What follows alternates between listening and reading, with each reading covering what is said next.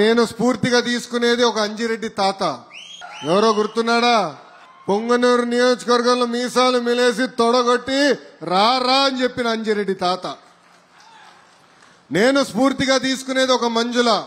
పల్నాడులో ఏకంగా బూత్ లో కూర్చుంటే ఆమె పైన దాడి చేశారు. రక్తం గారుతున్నా చివరి ఓటు పడి ఈవీఎం సీలే వరకు అక్కడి నుంచి వెళ్ళలేదు. ఒక తోట చంద్రయ్య మెడపై కత్తి పెట్టి వాళ్ళ నాయకుడికి జై చెప్పమన్నారు, వాళ్ళ పార్టీకి జై చెప్పమన్నారు. ఈ రెండు చెప్తే వదిలేస్తా అన్నాడు. ఆయన చెప్పింది జై తెలుగుదేశం, జై చంద్రబాబు నాయుడు అని చెప్పి ప్రాణాలు కోల్పోయిన చంద్రయ్య నాకు స్ఫూర్తి. విజయవాడలో ఉన్నారు గాంధీ గారు, మాజీ కార్పొరేటర్. మనందరం చూసాం. ఆయన గట్టిగా మాడుతున్నారని ఆయన పైన దాడి చేసి ఏకంగా కంటి చూపు కూడా పోగొట్టుకున్న గాంధీ నాకు ఈరోజు స్ఫూర్తి.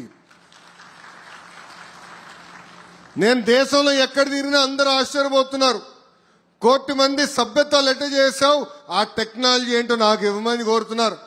వాళ్ళకి చెప్పే టెక్నాలజీ కాదు బాస్, మా దగ్గర సాఫ్ట్వేర్ ఉంది. అదే తెలుగుదేశం పార్టీ కార్యకర్తలు.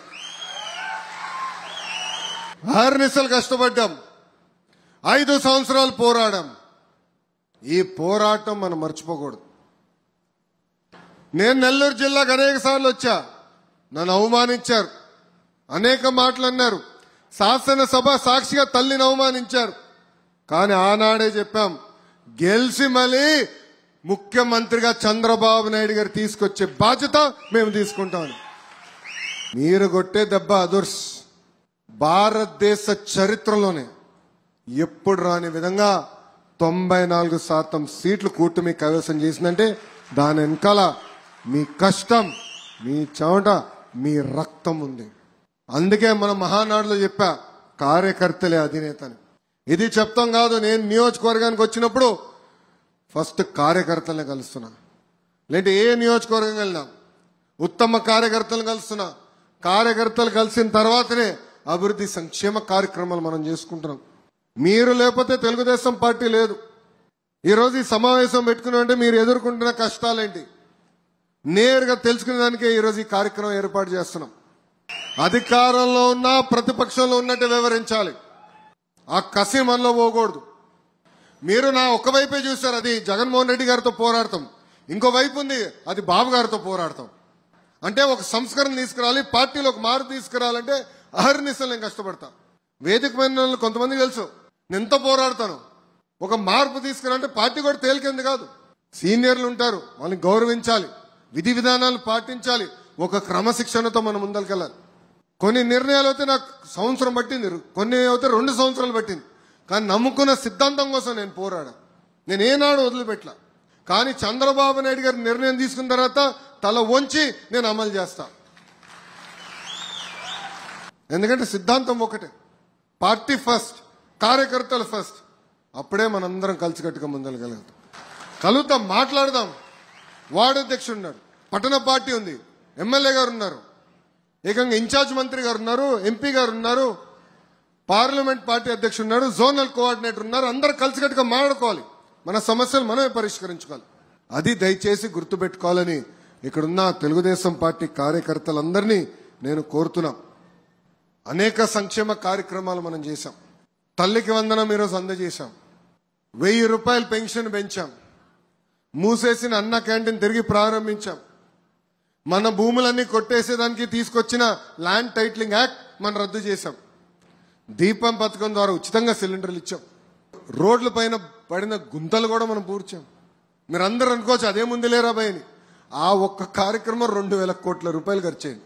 5 సంవత్సరాలు ఒక్క గుంత కూడా పూడ్చలేదు మహానుభావుడు. మనం చేయాల్సి వచ్చింది 2000 కోట్ల రూపాయలు ఈ ఒక్క కార్యక్రమానికి అయింది. ఇట్లా ఇచ్చిన హామీ ఒక్కొక్కటి నిలబెట్టుకుంటూ వెళ్తున్నాం.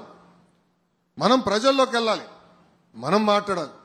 జగన్మోహన్ రెడ్డి గారు 5 సంవత్సరాలు ఒక్క డిఎస్సి ఇలా మనం ఇచ్చాం. డిఎస్సి దానిపైన 32, 33 కేసులు పెట్టారు వాళ్ళే. సుప్రీం కోర్టు వరకు వెళ్ళి పోరాడి ఈరోజు డిఎస్సి పూర్తి చేశాం. మనకు ఉపాధ్యాయులు ఆగస్టు మాసంలోనే చేతికి వస్తుంది. మాట్లాడాలి, చేసిన పనులు చెప్పాలి, చేయాల్సింది కూడా బాధ్యతగా చెప్పాలి.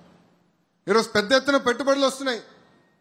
ఒక టీసీఎస్ కానివ్వండి, కాగ్నిసెంట్ కానీ ఇవన్నీ మన రాష్ట్రంకి వస్తున్నాయి. ప్రాంతానికి పెద్ద ఎత్తున రిఫైనరీ కూడా రాబోతుంది. 2-3 సంవత్సరాల్లో మనకి కంపడతాయి. ఇవన్నీ ప్రజల్లోకి తీసుకెళ్లాలి. ఎందుకంటే ఒక్క అలక వల్ల ఎంత ఇబ్బంది పడ్డామో 5 సంవత్సరాలు మనందరం అనుభవించాం. ఒక నరకం అనుభవించాం. మనకు బయటికి రానిలా. మహిళలు కష్టపడి పనిచేస్తుంటే సోషల్ మీడియాలో పోస్టులు పెట్టారు, ట్రోల్ చేశారు, మహిళలను అవమానించే విధంగా మాట్లాడారు. అందుకే అన్ని గుర్తు పెట్టుకోవాలి. మనం మంచి రోజులు వచ్చేసినాయి, ఏదో మనం పని చేసుకుంటూ వెళ్తున్నాం అంటే రాబోయే రోజుల్లో చాలా ఇబ్బంది పడతాం. ఇది జాగ్రత్తగా ఉండాలి. ఒక మాజీ ముఖ్యమంత్రి ఒక మనిషిని పరామర్శించడానికి వెళ్తే 3 చంపాడు. కారు కింద పడేసి చంపేశాడు. 2వ వ్యక్తి అక్కడికి వెళ్ళేటప్పుడు ఊపిరి ఆడలేక చనిపోయాడు. 3వ వ్యక్తి అంబులెన్స్ లో ఇరుక్కుపోయాడు ట్రాఫిక్ జామ్తో.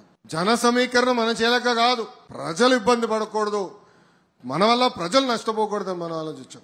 అరే ఒక కార్యకర్త కార్ కింద పడితే కనీసం దిగి చూసే మనసు లేదండి. ఆ కార్యకర్తను తీసుకుని రోడ్డు పక్కన పడేసి వెళ్ళిపోయారు. అదే కానీ దిగి చూసి హాస్పిటల్ పంపించుంటే ఆ వ్యక్తి ఈరోజు బతికే పరిస్థితి. ఆయన ఈరోజు ఎవరిని పరామర్శిస్తున్నాడు? బ్లేడ్ బ్యాచ్, గంజాయి బ్యాచ్. మన తెల్లానికి వెళ్ళింది ఎవరండి? గంజాయి బ్యాచ్. మీ నాన్నగారు ముఖ్యమంత్రిగా ఉన్నప్పుడే 164 మంది తెలుగుదేశం పార్టీ కార్యకర్తలను చంపేశారు. ఆనాడే భయపడలేదు. ఈయన రపరపకు భయపడతావా? ఏం మాడతాడు? బాబు గారిని బయటికి రాకుండా గేట్కే తాళం వేశాడు. ఆయన తాడు కట్టాడు, ఈయన మాడతాడు. అంటే చూడండి, ప్రతిపక్షంలోకి వచ్చినా కూడా మనుషులో మార్పు లేదు. నియోజకవర్గానికి వచ్చి ప్రధానంగా నెల్లూరు సిటీతో మంగళగిరి పోటీ పడుతుంది. No second thought. కానీ కష్టపడాలి, ఒక బాధ్యతగా పనిచేయాలి. ఇది మీ అందరికి ఎందుకు చెప్తున్నానంటే, కార్యకర్తలందరికీ ప్రత్యేకంగా ఎందుకు చెప్తున్నానంటే, మనందరం ఈరోజు రాజకీయాల్లోకి వచ్చామంటే ఒక మార్పు చేసినానికి వచ్చాం, ప్రజలకి సేవ చేసినానికి వచ్చాం. మన జీవిత ప్రయాణంలో మనం ఎంతో మందికి సహాయం చేసిన, ఒక అధికారంలో ఉన్నప్పుడు 1 సంవత్సరంలో అన్ని పనులు చేయగలుగుతాం. అది ఒక పార్టీ గొప్పతనం, ఒక వ్యవస్థ గొప్పతనం. మై టీడీపీ యాప్ ఉంది. ఇప్పుడు మీరు చేస్తున్న ప్రతి కార్యక్రమం ఆ యాప్లో ఎంటర్ చేయాలి.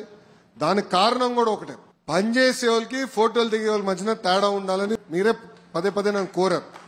అందుకే తీసుకొచ్చాం. సో ఎవరైతే పని చేస్తారో వాళ్ళని గుర్తించేదానికి తీసుకొచ్చాం. టెక్నాలజీతో మనందరం అనుసంధానం అవ్వాలి, నేర్చుకోవాలి. మీరు టెక్నాలజీ అందరూ బాగా వాడతారు కదా. సో పార్టీ నుంచి మీకు ఏం తెలియజేయాలని నేరుగా మై టీడీపీ యాప్ ద్వారా తెలియజేస్తాం. ఒక పట్టుదల, ఒక క్రమశిక్షణతో పనిచేయాలి. ఒక 2 రోజులు బట్టిన ప్రతి గడప దొక్కాలి. మనం చెప్పాల్సింది చాలా వివరంగా ప్రజలు తెలియజేసే బాధ్యత మన పైన ఉంది. వాళ్ళ ఒకవేళ ఏమైనా సమస్య తెలియజేస్తే అదే యాప్లో ఎంటర్ చేసే మార్గం కూడా ఇచ్చాం, ఫీడ్బ్యాక్ మెకానిజం. మీరు కూడా మాకు తెలియజేస్తే ఓకే ఇంట్లో ఇది ఒక ఐడియా వస్తుంది పార్టీ కూడా. అది మళ్ళీ బాబు గారి ముందలు పెట్టి ఎలాంటి నిర్ణయాలు తీసుకోవాలి, పాలసీలు ఇంకా ఎట్లా మెరుగుపరచాలి, దానిపైన మేము చర్చిస్తాం. చివరిగా 2-3 విషయాలు చెప్పదలుచుకున్నాం. ఒకటి, కేసులు. ఎవరిపైన అయితే కేసులు ఉంటే దయచేసి పార్టీ ఆఫీస్కి వెళ్ళి అక్కడ శ్రీకాంత్ అని ఉంటాడు, వివరాలు మొత్తం ఇవ్వండి. ఇప్పటికీ 2900 కేసులు, దొంగ కేసులు పెట్టారని మాకు తెలిసింది. వివరాలన్నీ మా దగ్గర ఉన్నాయి. సుమారుగా 1300 కేసులు ఇప్పటికీ క్లియర్ చేశాం. మిగతా అన్ని కూడా పద్ధతి ప్రకారం చేస్తున్నాం. అన్ని కేసులు ఒకేసారి తీయలేము, ఎందుకంటే ఛార్జ్ షీట్ అయినా కొన్ని ఉంటాయి, కోర్టులో కొన్ని ఉంటాయి. ఆ ప్రక్రియ పూర్తవ్వాలి. జాతీయ అధ్యక్షులు వారు నాకు ఇచ్చిన ఆదేశాలు డిసెంబర్ నెలాఖరికలా అన్ని కేసులు ఎత్తేయాలని చెప్పారు. దాని తర్వాత మీరు వచ్చి మటు కేసు ఉందంటే నాకు పడుతుంది దెబ్బలు. ఇదిగోండి అన్న ఇది కేసు అంటే తీపిచ్చిపోతే తప్పు నాది. రెండోది, గతంలో కొన్ని పనులు చేశాం, ప్రజల కోసం చేశాం. రోడ్ అని, డ్రైన్ అని, అనేక కార్యక్రమాలు చేశాం. బిల్స్ పెండింగ్ ఉన్నాయి. 10% ఎంత ఉంది? ఒక 300 కోట్లు. అది కేంద్ర ప్రభుత్వంతో కూడా కోఆర్డినేట్ చేస్తాం. వర్కులు ప్రీ క్లోజ్ చేశారు ఉపాధి హామీ కింద. అది తెరిపించి డబ్బులు తిరిగి ఇప్పించే బాధ్యత కూడా మన ప్రభుత్వం తీసుకుంటుంది. పార్టీ హౌస్కి వెళ్ళండి, వివరాలు తెలియజేయండి. ఆ బిల్స్ అందించే బాధ్యత కూడా మేము తీసుకుంటామని ఈ సభాముఖం తెలుపుతున్నాం. చేస్తున్న కార్యక్రమాలు చెప్పాలని, ఛాలెంజ్ చేయాలి. ఈరోజు మీరు సర్వేపల్లి రాధాకృష్ణ గారి పేరుతో స్కూల్ కిట్ ఇస్తున్నాం. నాణ్యత చూసారా? బట్ట క్వాలిటీ చూసారా? బుక్స్ క్వాలిటీ చూసారా? ఈరోజు స్కూల్స్లో సన్న బియ్యం ఇస్తున్నాం మధ్యాహ్న భోజనం పథకంలో.